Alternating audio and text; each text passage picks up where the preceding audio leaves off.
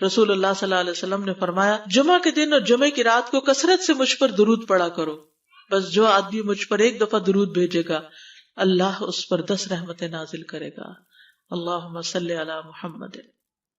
رسول اللہ صلی اللہ علیہ وسلم نے فرمایا تمہارے افضل دنوں میں سے جمعے کا دن ہے، اسی دن آدم علیہ السلام پیدا کیے گئے، اسی دن ان کی روح قبض کی گئی، اسی دن سور پھونکا جائے گا اور اس دن سب لوگ بے ہوش ہوں گے، اس لیے اس دن مجھ پر کثرت سے درود بھیجا کرو کیونکہ تمہارا درود مجھ پر پیش کیا جاتا ہے۔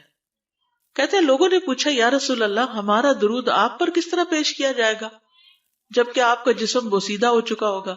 تو آپ نے فرمایا بے شک اللہ عز و جل نے انبیاء کے جسموں کو زمین پر حرام کر دیا ہے، یعنی فرشتوں کے ذریعے آپ تک درود پہنچایا جاتا ہے۔ انبیاء کے جسموں کو مٹی نہیں کھاتی، صحیح سلامت ہوتے ہیں ان کے جسم۔ سورۃ الکہف پڑھنا، نبی صلی اللہ علیہ وسلم نے فرمایا جو شخص جمعہ کے دن سورۃ الکہف پڑھتا ہے تو اس کے لیے دوسرے جمعے تک نور روشن رہتا ہے۔ غسل کرنا، ہر بالغ پر جمعہ کے لیے جانا ضروری ہے اور ہر وہ شخص جس پر جمعہ کے لیے جانا ضروری ہے اس پر غسل ہے، یعنی اس کو لازمی غسل کرنا چاہیے، اللہ یہ کہ کوئی مجبوری ہو۔ تو آپ اپنا اسکیڈول اس طرح بنائیں نا کہ جیسے اگر آپ ہر روز نہاتے ہیں پھر تو کوئی مسئلہ نہیں، لیکن اگر آپ ایک دن چھوڑ کے ایک دن نہاتے ہیں تو آپ پھر اس طرح اسکیڈول کریں کہ جیسے آپ منڈے کو نہائے، پھر وینسڈے کو نہائے، پھر جمعے کو نہائے، پھر آپ سیٹرڈے سنڈے اگر نہیں بھی نہاتے پھر منڈے، تو اس طرح آپ جمعے کو مس نہیں کریں گے۔ یہ نہیں کہ جمعرات کو نہا کے جمعہ کو چھوڑ دیا یا جمعہ چھوڑ کے ہفتے کو نہائے، ایسا نہیں کرنا چاہیے۔ علماء نے غسل کے حکم کے بارے میں اختلاف کیا، بعض تو کہتے ہیں یہ واجب ہے، یعنی فرض کے درجے میں ہے، اور جمہور علماء یہ کہتے ہیں کہ مستحب ہے، پسندیدہ ہے، افضل عمل ہے۔ حدیث میں آتا ہے جس نے جمعے کے دن وضو کیا اس نے اچھا کیا اور جس نے غسل کیا تو یہ افضل ہے۔ صفائی میں مبالغہ ہوتی ہے نا، ویکلی صفائی آپ کو کرنی ہوتی ہے، یعنی جیسے ناخن وغیرہ کاٹتے ہیں یا پھر اپنے زائد بال وغیرہ اتارتے ہیں، تو یہ سب چیزیں اگر جمعے کے دن ہو تو زیادہ بہتر ہے۔ نبی صلی اللہ علیہ وسلم نے فرمایا جو شخص جمعے کے دن اچھی طرح غسل کرے، اچھی طرح سنوار کر وضو کرے، اپنے بہترین لباس میں سے پہنے، یعنی جمعے کے دن باقی دنوں کی نسبت اچھا لباس پہنے، اللہ نے اس کی قسمت میں گھر والوں کی جو خوشبو لکھی ہو وہ لگا لے، یعنی گھر میں جو بھی خوشبو ہے، پھر جمعہ پڑھنے آئے تو لغو کام نہ کرے، 2 آدمیوں کے درمیان جدائی نہ کرے، یعنی 2 لوگ بیٹھے ان کے بیچ میں گھس کے بیٹھ جائے۔ اس جمعے اور دوسرے جمعے کے درمیان کے پورے ہفتے کے گناہ معاف کر دیے جاتے ہیں۔ پھر مسواک کرنا، جمعے کی سنتیں بتاتے ہوئے آپ نے فرمایا اور تم پر مسواک کرنا لازم ہے۔ اچھا لباس پہننا، نبی صلی اللہ علیہ وسلم نے فرمایا اگر ممکن ہو تو جمعہ کے لیے اپنے کام کاج کے کپڑوں کے علاوہ 2 کپڑے اور بنا رکھنے میں کیا حرج ہے، اسپیشل ڈریس رکھے جو جمعے کو ہی پہن لے۔ خوشبو لگانا، یعنی خوشبو لگائے، حدیث میں آتا ہے چاہے وہ عورت کی خوشبو سے ہو، یعنی آپ کی اپنی نہیں، بیوی کی خوشبو پڑی ہو وہی لگا لو، لیکن لگاؤ۔ تیل لگانا، جو شخص جمعہ کے دن غسل کرے اور جس قدر ممکن ہو پاکیزگی حاصل کرے اور اپنے تیل میں سے تیل لگائے یا اپنے گھر کی خوشبو میں سے خوشبو لگائے، پھر نکلے کہ 2 آدمیوں کے درمیان تفریق نہ کرے، جتنی مقدرہ نماز پڑھ لے اور جب امام بات کرے تو خاموش رہے، اس جمعے سے لے کر دوسرے جمعے تک اس کے گناہ بخش دیے جاتے ہیں۔ جمعہ کا وقت، سورج ڈھلتے ہی جمعہ پڑھنا، سورج ڈھلتے ہی جمعہ پڑھنا، اول وقت جمعہ پڑھنا، بہت لیٹ نہیں کرنا چاہیے۔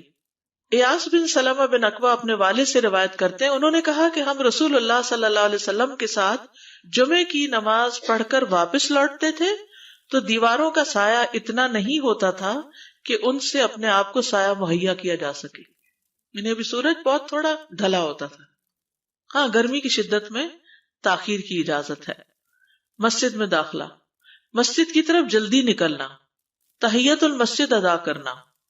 عمر بن دینار کہتے ہیں انہوں نے جابر رضی اللہ عنہ کو کہتے ہوئے سنا کہ ایک شخص جمعہ کے دن مسجد میں داخل ہوا اس حال میں کہ نبی صلی اللہ علیہ وسلم خطبہ دے رہے تھے، تو آپ نے فرمایا کیا تم نے نماز پڑھی؟ اس نے کہا نہیں، تو آپ نے فرمایا کھڑے ہو 2 رکعتیں پڑھو۔ اب یہ بڑا اہم مسئلہ ہے، مسجد میں داخل ہو چاہے خطبہ ہو رہا ہو 2 رکعت پڑھے بغیر نہ بیٹھو، ٹھیک ہے؟ اور یہ کیا ہے؟ دراصل تحیت المسجد، یہ جمعے کی سنتیں نہیں ہیں، یہ کیا ہے؟ تحیت المسجد ہے، اور مختصر پڑھی جائیں، یعنی امام جب خطبہ دے رہا ہو تو چاہیے کہ 2 رکعتیں پڑھے اور دونوں میں اختصار کرے۔ نماز سے قبل ہلکا بنانے کی ممانعت، مثلا آپ جلدی چلے گئے تو یہ نہیں کہ ایک گروپ بنا کے آپس میں گپ شپ شروع کر دیں، نہیں، سیدھے ہی لائنوں میں بیٹھیے۔ انتظار کا وقت کیسے گزاریں گے؟ نفل پڑھ کے بیٹھ گئے، ذکر اذکار کریں، قبلے کی طرف رخ کر کے لائنوں میں بیٹھیں، حلقہ نہیں بنائیں، بیٹھ کے خرید و فروخت نہیں کریں، تاخیر سے آنے پہ گردنیں پھلانگ کے نہ آگے جائیں۔ رسول اللہ صلی اللہ علیہ وسلم نے فرمایا ٹیک لگا کے مت کھاؤ، یہ عام ایک ادب بتایا، یعنی اس طرح ٹیک لگا کے نہیں کھاؤ، کھانے کے وقت سیدھے ہو جاؤ۔ چھنے ہوئے آٹے کی روٹی نہ کھاؤ، میدا۔ مسجد میں کوئی جگہ مقرر نہ کرو کہ یہ میری جگہ ہے، آپ کیوں آج یہاں کھڑی ہو گئی، کہ تم اسی میں ہی نماز پڑھو۔ کچھ لوگ ہوتے ہیں نا آ کے مخصوص جگہ ہی پڑھتے ہیں، اگر کوئی اور وہاں ہو جائے ڈسٹرب ہو جاتے ہیں۔ اور جمعہ کے دن لوگوں کی گردنیں نہ پھلانگو، ورنہ اللہ تمہیں قیامت کے دن لوگوں کے لیے پل بنا دے گا۔ کیونکہ بہت اذیت کی بات ہے نا، بیٹھے ہیں لوگ باقاعدہ بعض اوقات کندھوں پہ ہاتھ رکھ کے اس کو تنگ کر اس کو تنگ کر، تو یہ نہیں کرنا چاہیے۔ اگر آپ کو اٹھنا بھی پڑ گیا بیچ میں تو واپسی پہ پیچھے کھڑے ہو جائیے، اگلی لائن مل جائے گی۔ جی یہ تو بہت ضروری بات آپ نے کی کہ جب لوگ مسجد آئے تو پہلی صف میں بیٹھے، یہ نہیں پہلی چھوڑ کے آخری میں بیٹھ جائیں اور پھر لوگ ان کی گردنیں پلانگتے رہیں، دوسروں کے لیے فتنہ بننا۔ جابر بن عبداللہ رضی اللہ عنہ سے روایت ہے کہ جمعے کے دن رسول اللہ صلی اللہ علیہ وسلم خطبہ ارشاد فرما رہے تھے کہ ایک آدمی مسجد میں داخل ہوا، وہ قریب آ کر بیٹھنے کے لیے لوگوں کے اوپر سے گزرنے لگا۔ رسول اللہ صلی اللہ علیہ وسلم نے فرمایا بیٹھ جاؤ، تحقیق تم نے لوگوں کو تکلیف پہنچائی اور دیر سے آئے۔ یہ عربی کے الفاظ بڑے خوبصورت ہیں، اجلس فقد آذیت و آنیت، کتنی جامع زبان ہے یہ، اجلس فقط آذیت، تو نے اذیت دی، و آنیت اور دیر سے آئے، ہاں تو اس سے منع کیا گیا۔ کسی کو اس کی جگہ سے نہ اٹھانا۔ جابر رضی اللہ عنہ نبی صلی اللہ علیہ وسلم سے روایت کرتے ہیں، آپ نے فرمایا تم میں سے کوئی شخص جمعہ کے دن اپنے بھائی کو کھڑا نہ کرے کہ پھر دوسری طرف سے آ کر اس کی جگہ پہ خود بیٹھ جائے، بلکہ جو آئے وہ کہے جگہ کشادہ کرو، ہمارے لیے بھی جگہ بناؤ، یہ کہے۔ خطبہ جمعہ اور اس کے آداب۔ خطبہ جمعہ کی اہمیت، جب اذان ہو جائے تو کیا کرے انسان؟ مسجد کی طرف دوڑ پڑے۔ تو مسجد میں جماعت تو نہیں ہو رہی ہوگی، پہلے کیا ہو رہا ہوگا؟ خطبہ ہو رہا ہوگا۔ امام کا خطبے سے پہلے سلام کرنا۔ نبی صلی اللہ علیہ وسلم جب ممبر پر چڑھتے تو حاضرین کو السلام علیکم کہتے۔ امام کا کھڑے ہو کر خطبہ دینا۔ رسول اللہ صلی اللہ علیہ وسلم کھڑے ہو کر خطبہ دیتے، پھر بیٹھ جاتے، پھر کھڑے ہوتے اور کھڑے ہو کر خطبہ دیتے، یعنی بیچ میں تھوڑا سا بیٹھ بھی جاتے تھے۔ جس نے تمہیں یہ خبر دی کہ آپ بیٹھ کر خطبہ دیتے تھے تو تحقیق اس نے جھوٹ بولا، بس یقیناً اللہ کی قسم میں نے آپ کے ساتھ 2000 سے زائد نمازیں پڑھی ہیں، یعنی جن میں بہت سے جمعے بھی آئے ہیں، تو ایسا کچھ نہیں۔ امام کا 2 خطبے دینا، یعنی کھڑے تھے پہلے، پھر ذرا بیٹھ گئے، پھر دوسری دفعہ اٹھے تو یہ 2 خطبے ہو گئے۔ مختصر خطبہ دینا۔ آپ کے خطبات چند کلمات ہوا کرتے تھے، بہت لمبی تقریریں نہیں، آپ کا خطبہ درمیانہ ہوتا تھا۔ نبی صلی اللہ علیہ وسلم نے فرمایا آدمی کا نماز کو لمبا کرنا اور خطبے کو مختصر کرنا اس کی سمجھداری کی علامت ہے۔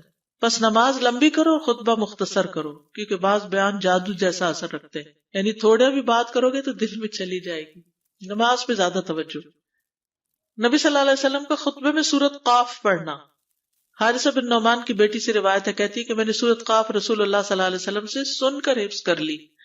آپ ہر جمعے کو خطبے میں پڑھا کرتے تھے۔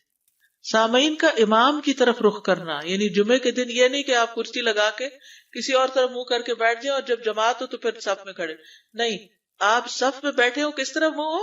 قبلہ رخ ہو، امام سامنے ہی ہوگا نا قبلے کی طرف۔ ایک صحابی کہتے کہ جب آپ ممبر پہ چڑھتے تو ہم اپنے چہروں کے ساتھ آپ کی طرف متوجہ ہوتے، ادھر ادھر نہیں دیکھتے تھے خطبے کے دوران۔ امام کے قریب بیٹھنا۔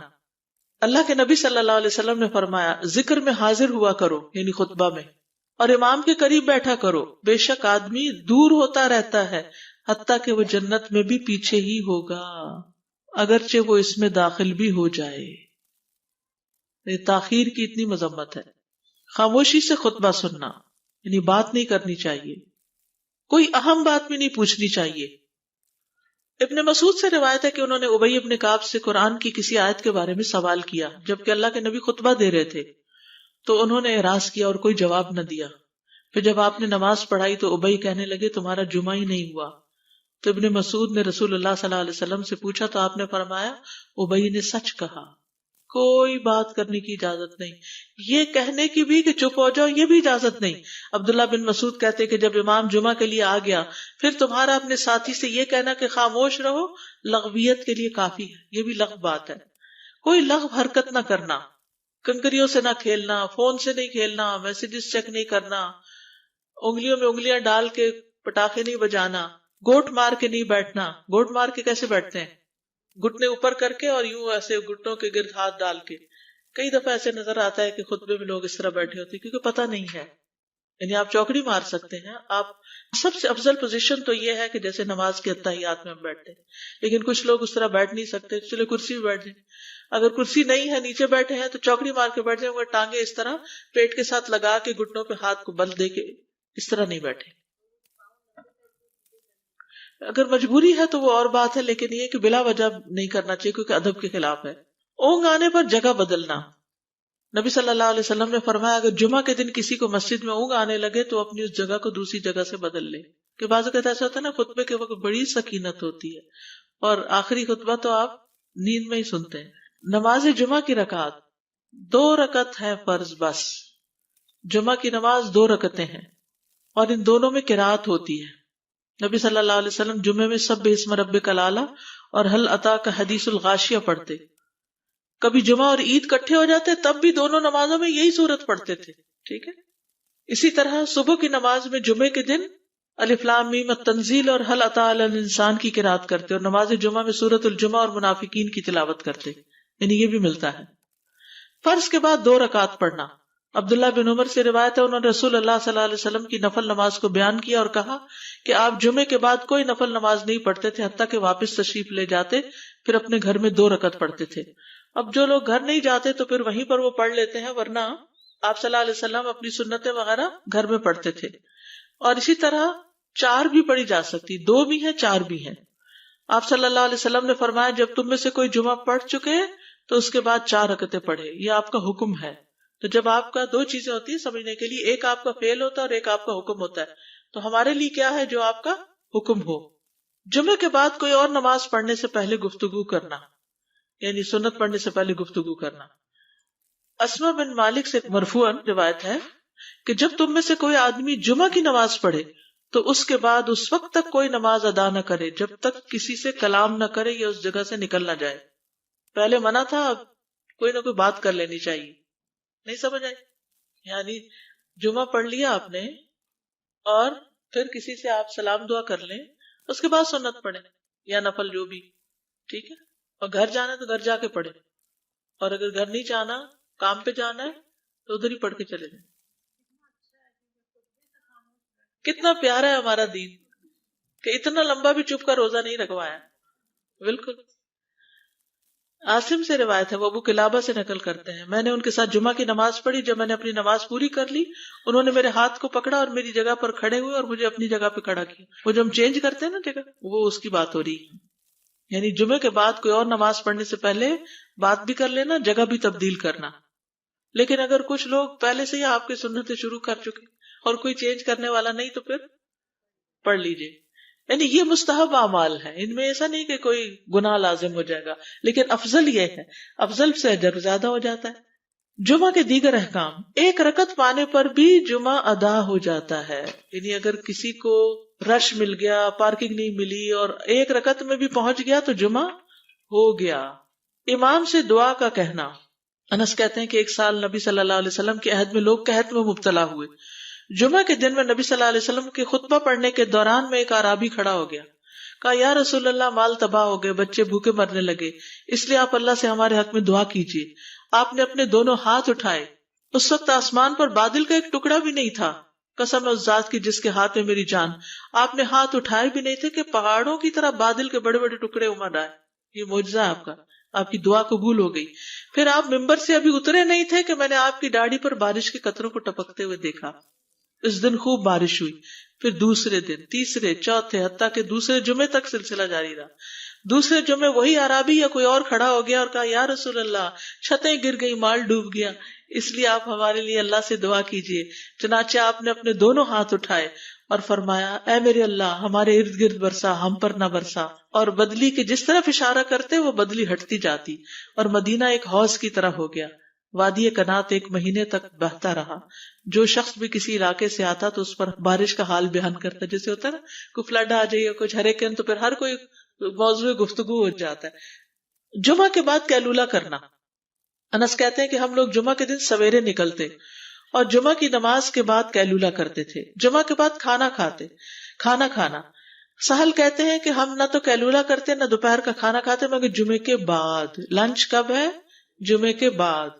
جمعے کو قیام و سیام کے لیے خاص کرنے کی ممانعت ہے، یعنی اس دن کی رات کو شب جمعہ منانا کہ اس رات پوری عبادت کریں گے، یہ سنت سے ثابت نہیں. ٹھیک ہے. اور دن کو روزے کے لیے خاص کرنا یہ بھی سنت سے ثابت نہیں، الا یہ کہ کوئی معمول کا روزہ رکھتا ہے، ایام 20 کا روزہ ہے تو وہ اور بات ہے. ابو ہریرہ سے روایت ہے کہ میں نے رسول اللہ صلی اللہ علیہ وسلم کو فرماتے ہوئے سنا، تم میں سے کوئی شخص جمعہ کے دن روزہ نہ رکھے مگر یہ کہ اس کے ایک دن پہلے یا اس کے بعد کا دن ملا کر روزہ رکھے. جمعہ کے دن خرید و فروخت کی ممانعت ہے. جمعہ کے دن جب نماز کے لیے پکارا جائے تو اس وقت اللہ نے خرید و فروخت سے منع کیا ہے. وَذَرُوا الْبَيْعَ، اس دن کاروبار حرام ہے. اور یہ جمعے کی دوسری اذان کے ساتھ تعلق رکھتا ہے، یعنی صبح صبح کام کر سکتے ہیں لیکن اذان ہوتے ہی چھوڑ دیں، اور جب پھر جمعہ سے فارغ ہو جائے تو دوبارہ دکان پہ جا کے بیٹھ جائیں. جابر بن عبداللہ کہتے ہیں کہ نبی صلی اللہ علیہ وسلم جمعہ کے دن خطبہ ارشاد فرما رہے تھے کہ مدینہ میں ایک تجارتی قافلہ آیا. رسول اللہ صلی اللہ علیہ وسلم کے صحابہ اس کی طرف لپک پڑے اور آپ کے پاس مسجد میں صرف 12 آدمی بچے.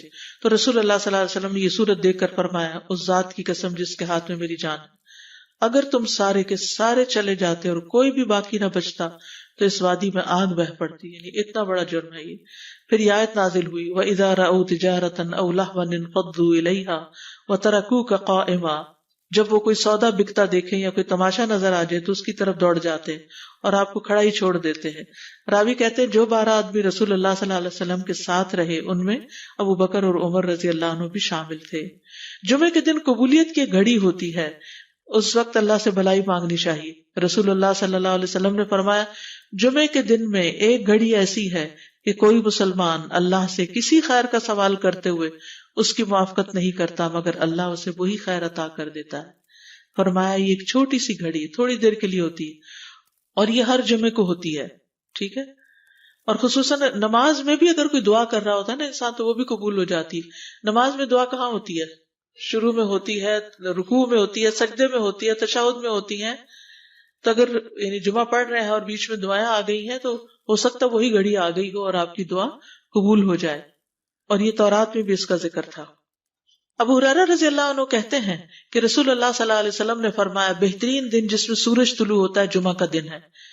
اس دن میں ایک گھڑی ایسی ہے کہ نماز کی حالت میں اگر کوئی مسلمان بندہ اللہ عز و جل سے کچھ طلب کرے تو وہ اس کو ضرور دیتا ہے. کعب نے کہا ایسا سال میں ایک مرتبہ ہوتا ہے؟ تو میں نے کہا نہیں بلکہ ہر جمعہ کو ہوتا ہے. کہتے ہیں پھر کعب نے تورات پڑھی تو کہا نبی صلی اللہ علیہ وسلم نے سچ فرمایا.